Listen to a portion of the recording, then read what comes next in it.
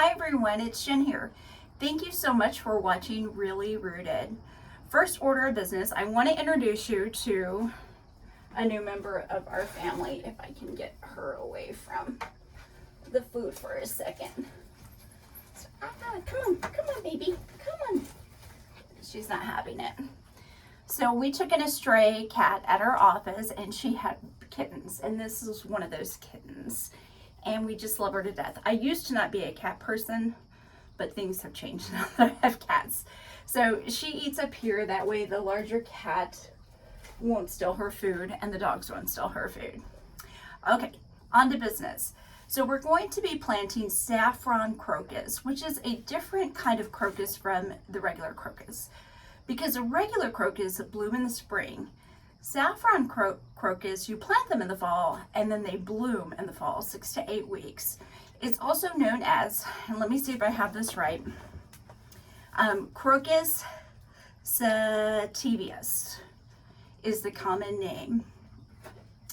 And I've grown these before. I grew like 8 bulbs. I got some on clearance and grew them 3 years ago, and they've performed really well. I actually checked today and they are coming back this season. They're a little bit dry and need a little bit of attention, but they are coming back. One of the things that I've learned on my health journey is I take saffron for depression. And I take this one right here. But I thought since I've grown it before, I can grow it again, and it's probably better than anything you can get in the store. But this has helped me tremendously, and I'll put a link in the description below for this. And saffron is a cooking spice. You can make things like paella. It's believed to have originated in Greece. However, it's grown in India, Greece. Let me look at my notes here. And Morocco. And this is the McCormick saffron, and you can see these tendrils in here. The red threads are actually the stigma that is the saffron spice. Now, I'm going to get on my little health tangent because saffron is used more for just depression. And I'm going to get my little notebook out here. It's an antioxidant. It's used for heart health, eyesight, insomnia, bone health, nerve function, aids in weight loss, acts as an aphrodisiac. Ooh. And reduces hyperpigmentation, and it has cancer-fighting properties. So, you know, you can try it or you can grow it just for its beautiful flowers. Either way. Saffron crocus are hardy from zone 6 to 8, and they need to be planted about 3 inches deep. I got my bulbs this year and I got a late start on it. I bought them from Home Depot and I bought 60 bulbs for about $35. So that's where I bought my bulbs. I'll also link that below. So these are the bulbs of the crocus plant. And so you're going to want to plant it up. So this side goes up, not the other way around, because it kind of looks like it could go the other way around, but no, this side goes up. So let's go find a spot to plant these, and I'll also show you the ones that I planted 3 years ago. We'll take a look at those. Okay, so let's go check out the ones that I have planted now. And things are looking a little rough. We had a freeze 2 nights in a row, just kind of a light freeze. And in the front here, things get a little more damaged because it's the southwest side of the house. Okay. So you can see here, these are the crocus that are coming up. And I had this whole area planted with them, but as you can tell, the soil is poor here. And it doesn't quite get enough sunlight. I'm gonna see what these do this fall, and then I'm probably going to dig them up and transplant them. And that's what they look like coming up. And again, these were planted 3 years ago and have had nothing but neglect. And they are still continuing to produce. Hopefully they'll produce some beautiful blooms. And you can see the tree canopy here. And some of these trees are going to come down simply because some of them are dying. Like you can see this one right here is dead and it's leaning toward the house. So we actually have someone coming next weekend to do that. Now let's go find a place that gets a little bit more sun. So these are full sun to part shade. And we will see. Oh, let me show you this. I think it's October Magic Camellia. Isn't this beautiful? And look at how many buds this plant has on it. And then I have another one over here. It looks like there may be a prettier flower over here. Let's take a look. Look at that. Isn't that gorgeous?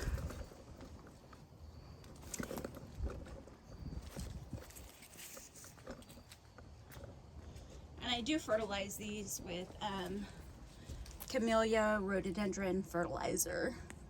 They really like acidic soil, so it's important to fertilize them. Last year they didn't produce quite as well. I have some hostas that got damaged in the freeze, some weeds, and I just need to get in here and clean this up one day. One day. And we still have some roses performing.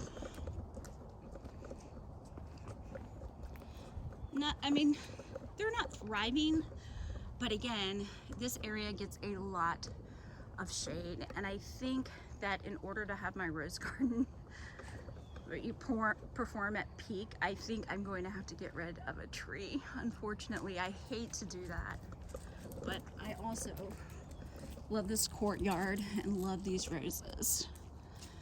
This one is Tangerine Skies Arbor Rose. It's climbing rose. Need to get it staked back up to the gutter, but it performs great for me. Okay. I was thinking I could put the crocus right here, but sometimes the dogs run through here and any further in, and it might. Phoebe, get out of my roses. Phoebes, come on. Come on, girl. Oh, you got stuck on your sweater. I've done that so many times. Okay, guys, let me put this down for a minute and help her.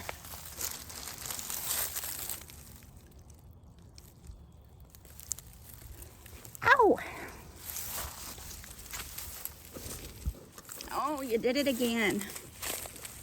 Okay, let me see.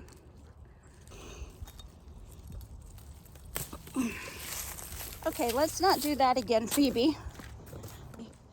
Kind of just staggering them in this area for two reasons. One, because I have to get in the garage, and so this is my in and out of the house most days, and so I'm really going to pay attention to them here, and I can monitor their water and make sure they're thriving. This area gets a little bit more sun, a lot more sun actually, than the other area. So I think this is the place. I really do. I have some other bulbs over there that I'm not quite sure where they're at. So over here is the space, I think. And they only get maybe about 3 to over here, 4 inches tall. So I think like right here would even be fine because this rock is very thick. So this is a crocus growing guide that came with it. So I misspoke earlier. This is hardiness zones from 3 to 9, a height of 4 to 6 inches. You can do them in containers. They are winter hardy in those zones, 3 to 9. And it does say that they'll multiply and come back. Plant 3 inches below the soil and about 12 bulbs per square foot.